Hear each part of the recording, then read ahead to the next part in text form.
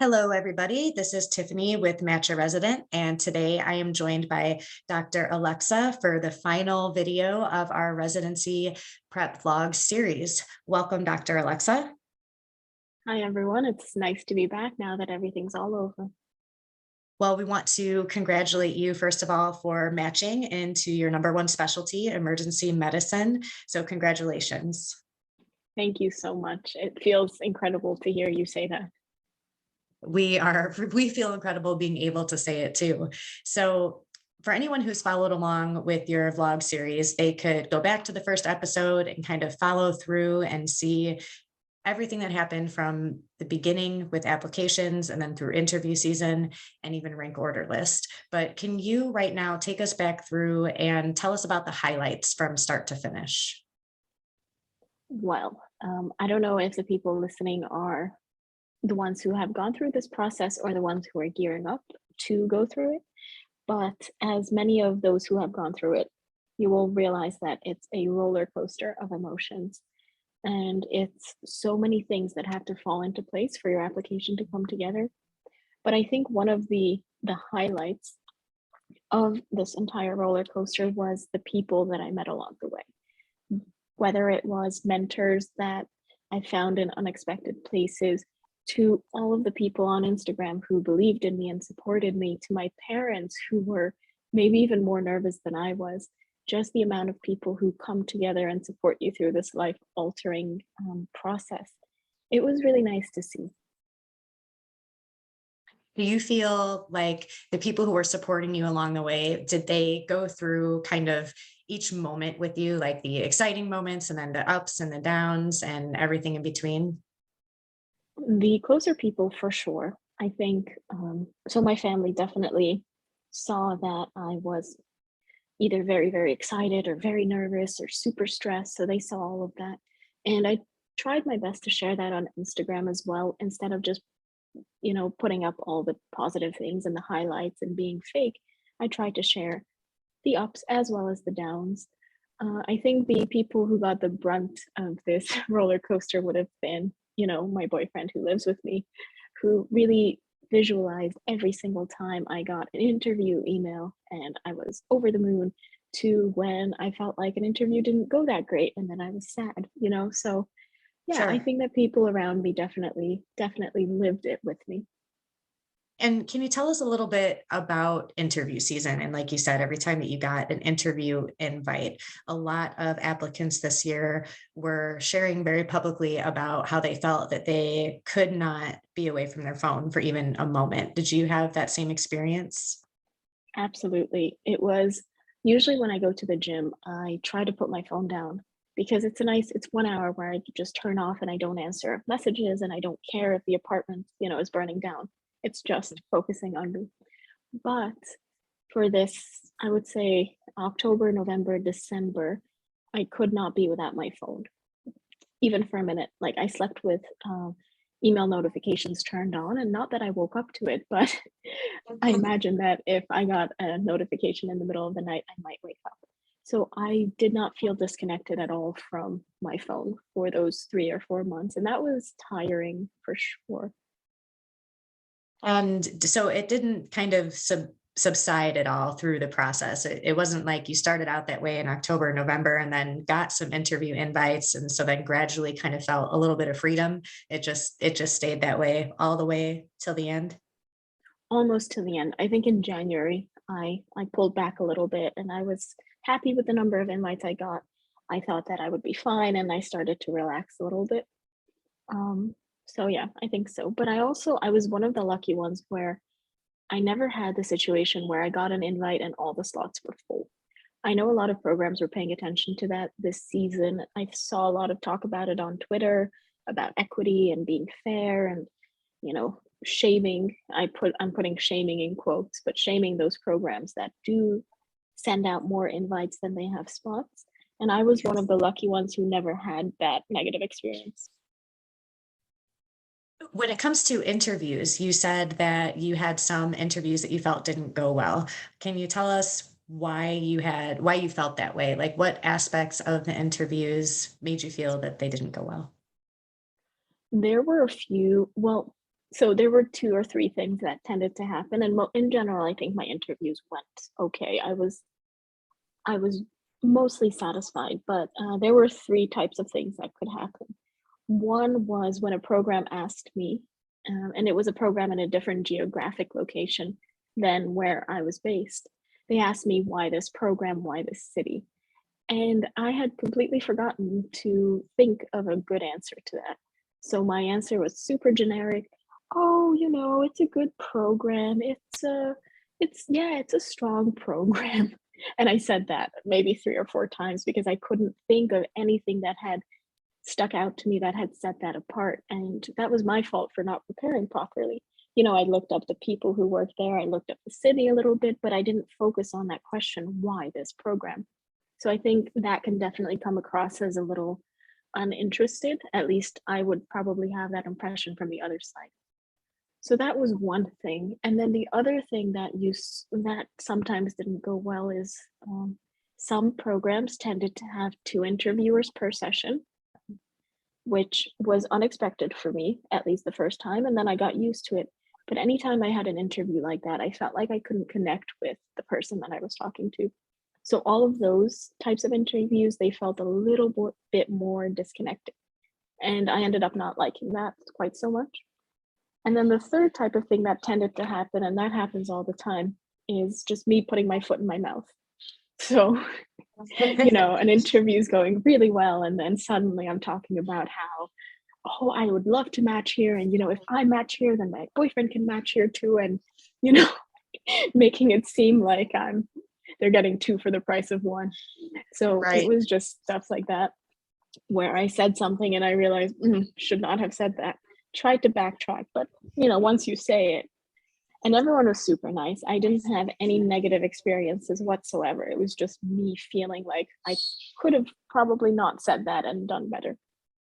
That makes sense. I think that probably anyone who listens to this will relate to that. I know I have put my foot in my mouth before, and I think when you're under the gun and under stress like that, that it happens more often than not. And probably interviewers are not expecting perfection, but it doesn't necessarily make it any easier when you're reflecting back.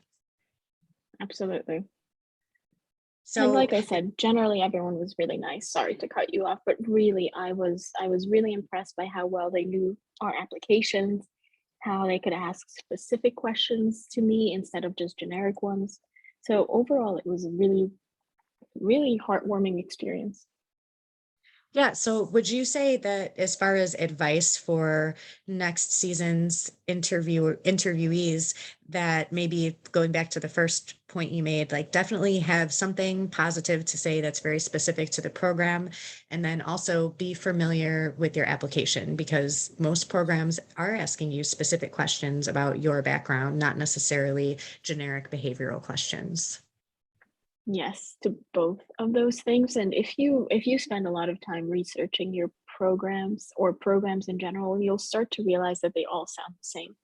All of them have the same benefits. Most of them, at least in emergency medicine, they have the same curriculums. There are very few things that set these programs apart.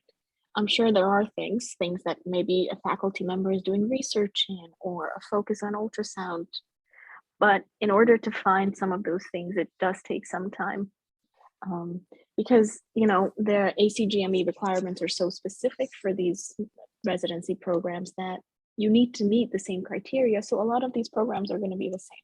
So definitely do a good job preparing specific things that make you want to go to that program, even if, like me, you applied super broadly. You're only getting X amount of interviews, and you want to make sure that you prove to them that even though you applied broadly, you are still super interested in that particular program.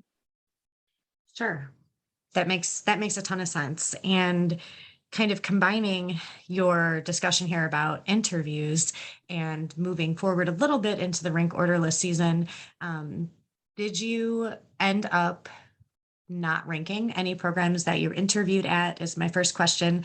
And then also out of curiosity, did you end up matching at a program where you thought the interview went really well, or did you end up matching at a program where you felt uncertain about the interview?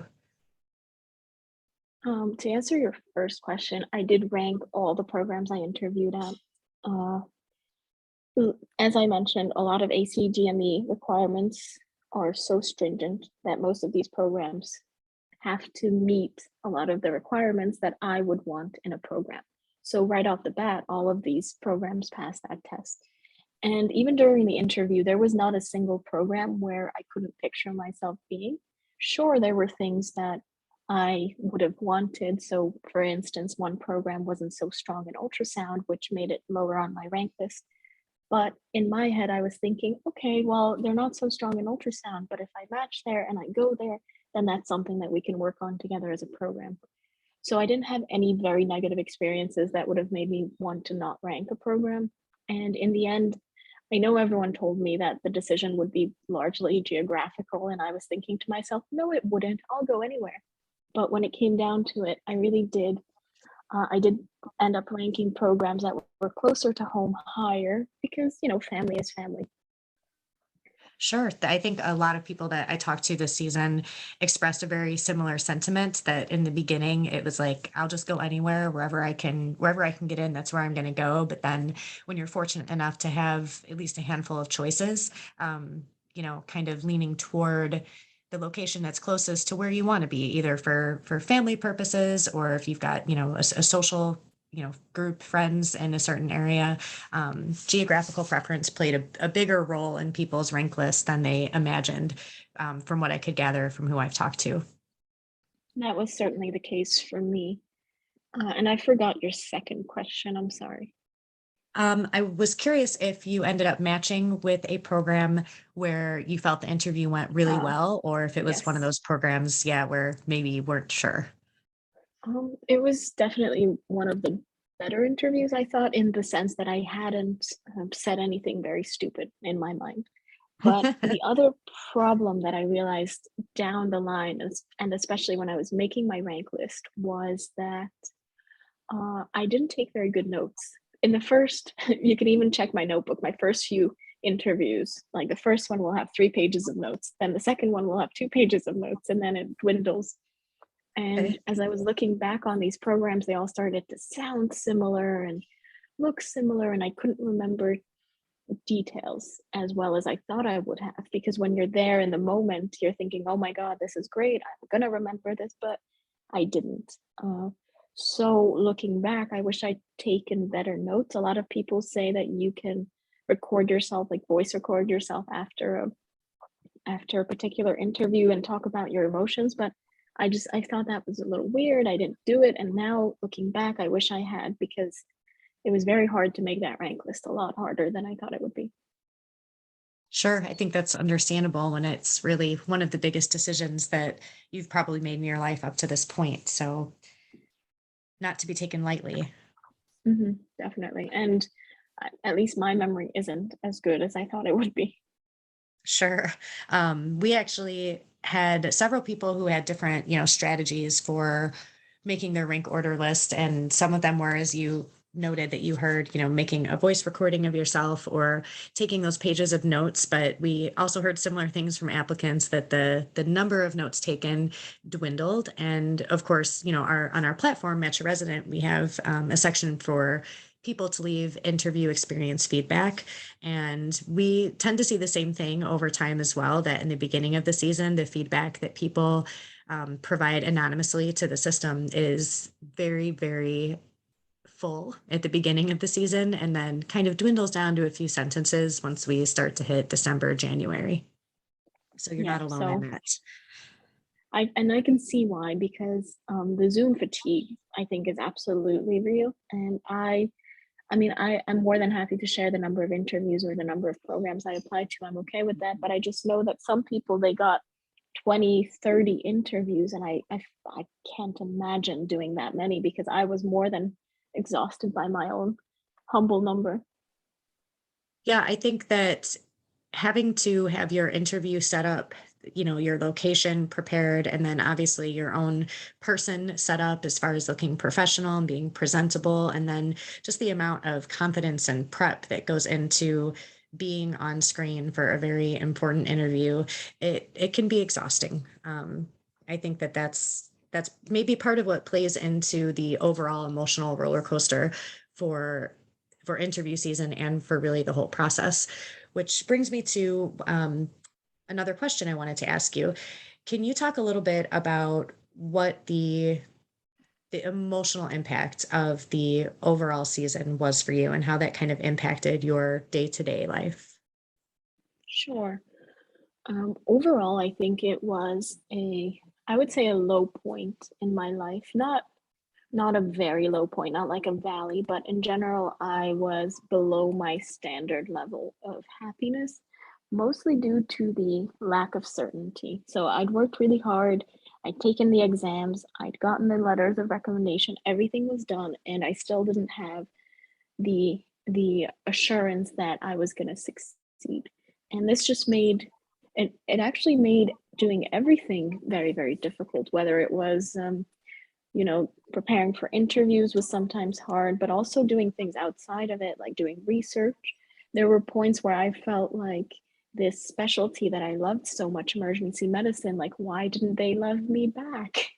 And it was just up and down. I would get an interview invite and I would be so happy. I'd look into that program, but there in the back of my mind, I was still thinking, like, there's a chance I'm not going to match. There's a chance I'm not going to match. So even when I was happy or I was excited, even when I submitted my rank list and I had the number of interviews where statistically I should, I would be much more likely to match than to not match, in the back of my mind, I was still like, but I could still not match. We saw those cases last year where people with great scores and great interviews, they ended up not matching for some unknown reason. Like, that could be me. So it was very hard to let go and to even celebrate the successes, because that doubt and that uncertainty was always there in the back of my mind. Yeah, so it was just hard to kind of kick it down all the way. It always kind of would keep poking back in regardless of what else was happening. That fear was always hanging around, is what you mean? Yes, yes. And it's the uncertainty. It's people coming up to me and being like, "Oh, so you're applying to emergency medicine. Like, that's so great. When are you moving?" And I was like, "Oh, no, that's not that easy." I applied and then Right. I interview and then the algorithm. And then maybe if I'm lucky, I'll start in July. So it was just the not knowing and the fielding the questions and not knowing where I was going to live next year, or if my boyfriend was going to have to come with me or stay, or, just so much uncertainty. Who's the cat going to live with? Do I need to buy a Uh, car? So many questions. Sure, and questions you can't answer. Everything's just kind of hanging there in the middle, waiting for Yes. match day. Um, and so, can you tell us about that? Like, given everything that you've shared about your journey from start to finish and the ups and downs, what was the morning of match day like for you? Were you on a high? Were you in the middle, or were you kind of in the lower area? So I actually saw a tweet about this, which said that something along the lines of how IMGs are much more excited about Match Monday, whereas American grads are generally much more excited about Friday, because Friday is when you find out where you're going to be. So I definitely felt that. By Friday, I was like, "Oh, I've matched. It's okay. I'll be okay." But Right. the hours leading up to Monday, it was very stressful, but also I felt resigned to my fate. Like, it had already been decided for me. I couldn't change anything. In the back of my mind, I was thinking, like, I should prepare for soap. I should start planning for this. And I'd actually made the conscious decision not to attempt to soap into a transitional year or a preliminary year, which kind of put me at peace. Because in my head, I was thinking, I want to be an emergency physician. And if I don't match into EM, I'm not going to spend my time doing surgery or internal or whatever it is. That was it. It's EM or nothing. So having that made up for me before soap was going to happen, I think that helped a lot. It probably helped kind of calm your mind in terms of, if I get this letter, or I open my email and I haven't matched, you had a plan, at least for what you weren't going to do. Um, Exactly. And that mattered a lot because then the uncertainty would be again like, should I do a transitional year or year in surgery? And am I going to hate it? And what if they're mean to me? And it took all of that out of the equation. And I think that helped. So then let me ask, since we've talked about everything from start to finish, what advice do you have for those who are going to be applying for the 2022-23 cycle? Um, you know, advice over any topic from applications to interviews to the rank order list, whatever you feel could be the most helpful to this next group of applicants.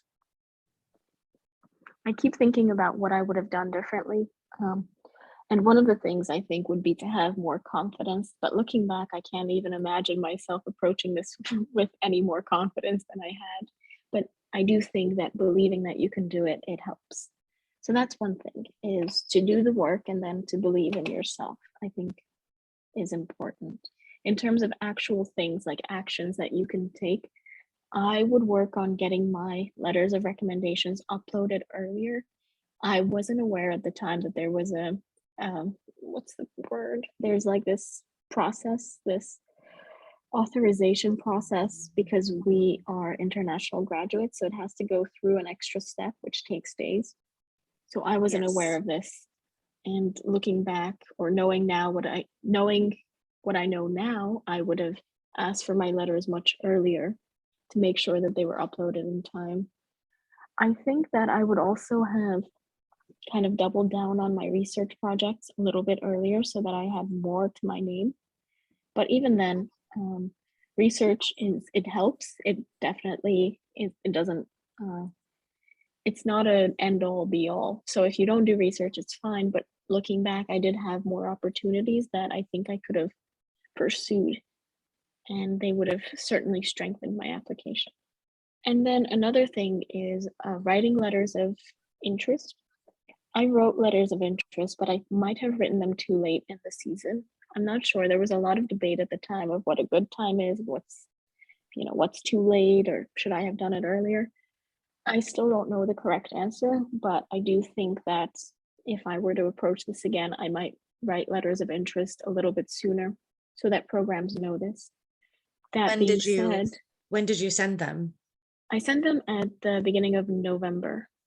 What do you think? Actually, I don't know what other people did. All I know is some few close friends.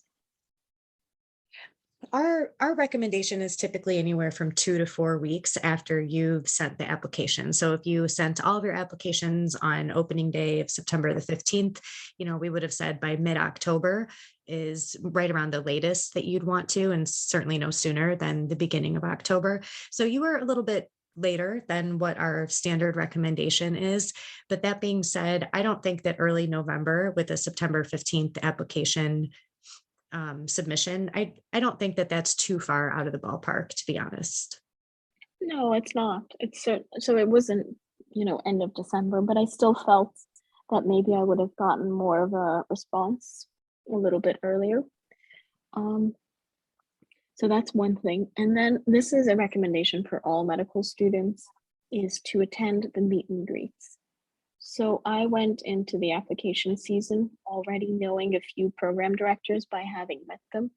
I went into the season being able to write letters of interest that were very specific and tailored to that program because I'd attended their meet and greet or I met them at a residency fair. I know for emergency medicine, there are two medical student residency fairs every year. So I attended those and I knew the PDs and I talked to them, and I did end up getting interviews from those PDs that I'd met. So I think that's definitely something you should take advantage of now that we still have this hybrid Zoom, no Zoom. I'm not sure what kind of interviews you guys will have, but I'm almost certain that people will continue to do these online meet and greets. Yeah. Yes, I think that's really excellent advice, just because the more that you can get your name and your virtual face out there to make connections, the better chances you have of someone remembering you. Obviously you want to take those meet and greets seriously as far as being prepared to make a good impression and be polished and professional, being yourself, but also realizing that this is a networking opportunity. Not attending those types of things really can hold you back from a position that you, or an interview that you might have gotten, or even being ranked. So I think that's really excellent advice, and widely available, not something like US clinical experience that's very, very difficult to find. Exactly. And then another thing that I didn't know was an option, but definitely Looking back, I think would have been great is I had a friend who reached out to a program after one of these meet and greets and asked if she could join in the online didactics. So this told the program that she was ambitious and dedicated and passionate and eager to learn and specifically wanted to learn more about their program. Obviously, this isn't something you can do for 20 programs, but if you have one or two that you're super interested in, you can reach out to the PD and see if you can, I don't know, attend their didactics or maybe even visit the campus if you're, if you're in the area. But I think digital didactic is definitely a possibility. Yes, I think that that's a really good add-on piece of advice, especially for those specific programs. And as we talked about earlier, you might not think that geographical preference is going to matter because you just want to match. But as we heard from Dr. Alexa, when you have some options, geographical preference does matter. So maybe focusing, those types of efforts on the programs in the areas you really want to be would make the most sense. Absolutely. And you can even reach out to some reach programs. I had a friend who interviewed at what is traditionally a very difficult program for an IMG to get interviews at because she'd already made this connection with the PD and expressed her interest, which was not a general, hey, I want to go to your program because it seems great and because you guys are well known, but it was tailored to that program. So I do think that things like this matter and it can get exhausting. I sat through so many meet and greets that I lost count, and the Zoom fatigue, like I said, it's real. But if you've narrowed down the ones that you're definitely interested in, go for it and get to know them. Follow them on Twitter, follow them on Instagram. Don't be annoying, but get to know the team. Yeah, really great advice to throw in here too is the social media platforms for the programs and the hospitals that you're interested in. Those are great places to kind of gather together specific information about the program beyond what's available on their website. And again, can demonstrate your sincere interest and that you've taken the time to really look into what they have to offer beyond just the bullet points. Exactly. And then my final tip is that everyone's all focused on like research and publishing in fancy journals, and that's really good too. But it's not a possibility for some people. For me, coming from Hungary, it's very uncommon for medical students to publish. So what I figured out much later on and what I think could be helpful to other people is that there are places that you could publish that aren't traditional publishing. I mean, like traditional articles, but still gets your name out there. And I'm talking about blogs like free open access medical education. You can contribute to them. For emergency medicine, there's an emergency medicine student blog where you can write and have your name out there. A lot of these organizations, like the national organizations, will have a publication. So for us, we have EM Resident that you can also submit. And this isn't peer reviewed, so it's definitely not as strong as a research, but it's also much more accessible. That makes a lot of sense. I think that some people can feel almost overwhelmed by the prospect of publishing, in a peer-reviewed journal, but that is, like you said, even where it's more common for medical students to publish, it's a big process to undertake and obviously time consuming, and medical students don't have a whole lot of extra time. So I think that's a really great tip to kind of remember that it's a bigger world than peer-reviewed journal articles, and any type of any type of publication that's in a respected source. It doesn't have to be peer-reviewed, can boost up your application. So thank you for that one. Absolutely. And then finally, just reach out to people around you. Match a Resident had really great insight. There's also a few other Twitter accounts out there which will keep the good info coming, and you should use it. Obviously, I agree with that. I think, Match a Resident, we definitely, we do have services that are for, applicants to purchase, but our primary goal and what we spend the most time on is giving out free educational resources through Instagram, through Twitter, through our blogs, through our website. Even it's just really packed with information. We want to help IMGs understand the process of applying for the match and how to do so successfully. And really, this is very timely because understanding the process of the match should start happening right now. It's not something that it makes sense to wait until August, even September. Some people really wait to the last minute and then find that they're overwhelmed or underprepared. So definitely check out the resources that we have to offer. And I agree, there are other really amazing resources out there that are dedicated, to the match in general and to IMGs. So it does not hurt to have a whole plethora of support out there, and you should take as much of it as you can. Absolutely. And I will also be there to help. So if you have questions down the line, I'm on Twitter, I'm on Instagram, and I will also be helping out with Match Resident in the coming months. Yes, So you're not alone.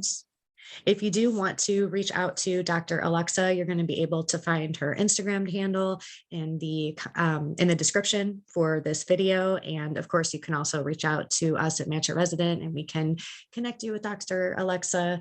So thank you so much for your time today. We really appreciate it and want to offer again our congratulations on your match. And we are looking forward to having you help help IMGs going forward.